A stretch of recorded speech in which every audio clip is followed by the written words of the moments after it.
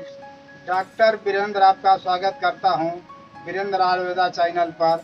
मैं आपको आज उदर शूल यानी पेट का दर्द का एक चिकित्सा व्यवस्था पत्र और उसका लक्षण मैं आपको बता रहा हूं।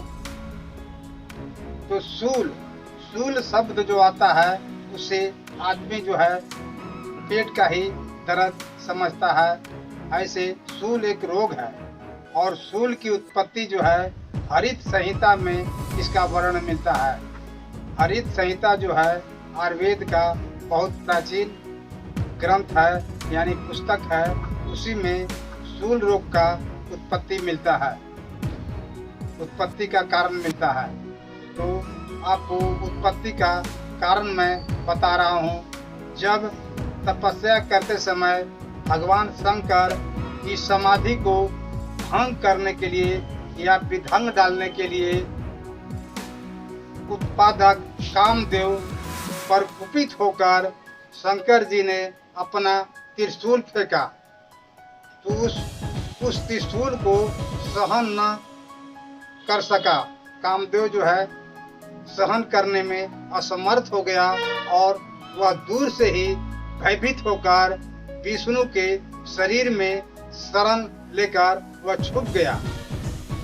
तब विष्णु के हुंकार के द्वारा लौटकर वह पृथ्वी पर कामदेव जो है गिर गया और इसी से शूल रोग का उत्पत्ति होता है। जैसे आपको त्रिशूल जनित कारणों से शूल रोग कहते हैं, यानी शूल रोग का उत्पत्ति होता है त्रिशूल से। शूल का उत्पत्ति होता है शरीर में कील के समान भयंकर पीड़ा उत्पन्न करता है। शूल जो है से यानी दर्द जो है से, और शूल जो है एक प्रकार का रोग है। जिस अंग में शूल होता है हमारे आयुर्वेद के महर्षि उसी का नामकरण किए हैं। जैसे उदर शूल यानी पेट में दर्द, सिर शूल सिर में दर्द, कर्ण शूल यानी कान में दर्द, हृदय शूल यानी छाती में दर्द, वृक्क शूल यानी अंडकोश में दर्द, बस्ती शूल यानी किडनी में दर्द। इस तरह के इत्यादि नामों से हमारे महर्षियों ने इसका नामकरण किया है। तो मैं आपको उदर शूल का लक्षण बतला रहा हूँ। वात, मूत्र और मल के वेग को रोकने से जो है उदर शूल जो है से उत्पन्न होता है। वात जो है आयुर्वेद का दोष है। मूत्र जो है यानी पेशाब को रोकने से पेट में दर्द होता है, या मल को रोकने से आपको दस्त लगा हुआ है या मल त्याग करना है तो मल को नहीं त्याग कर पा रहे हैं, उसको धारण कर ले रहे हैं या रोक दे रहे हैं, उससे भी उदर में दर्द होता है।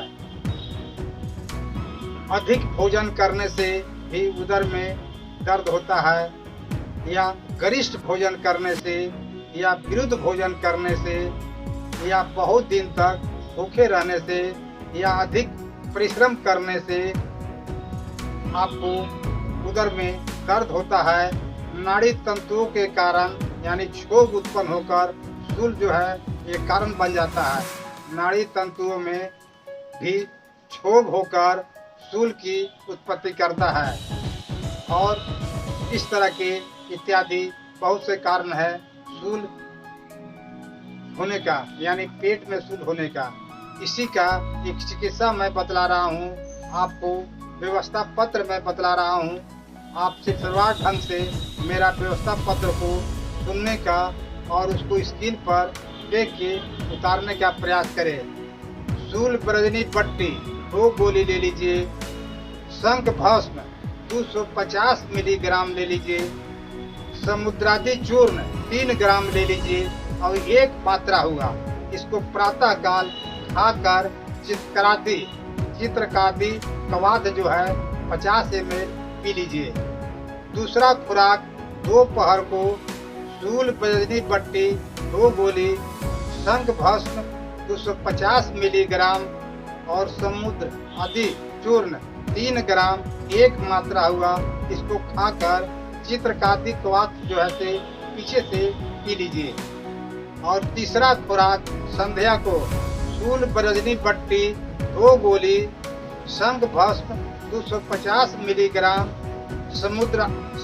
समुद्रादि चूर्ण 3 ग्राम 1 मात्रा हुआ, संध्या को खाकर चित्रकादि कवात के साथ इसको सेवन कीजिए, यानी पी जाइए।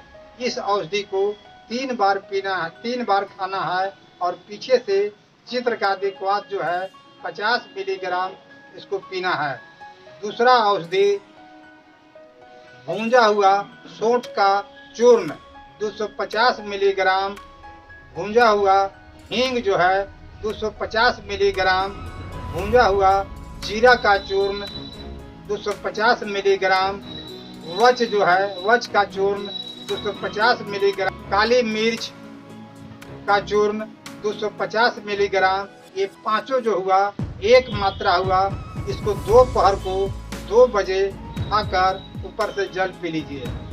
तीसरा औषधि पंचसम चूर्ण 3 ग्राम ले लीजिए आप, रात्रि को सोते समय इसको गर्म जल के साथ सेवन कीजिए, यानी पंचसम चूर्ण जो है खाकर 3 ग्राम और पीछे से गर्म जल पी लीजिए।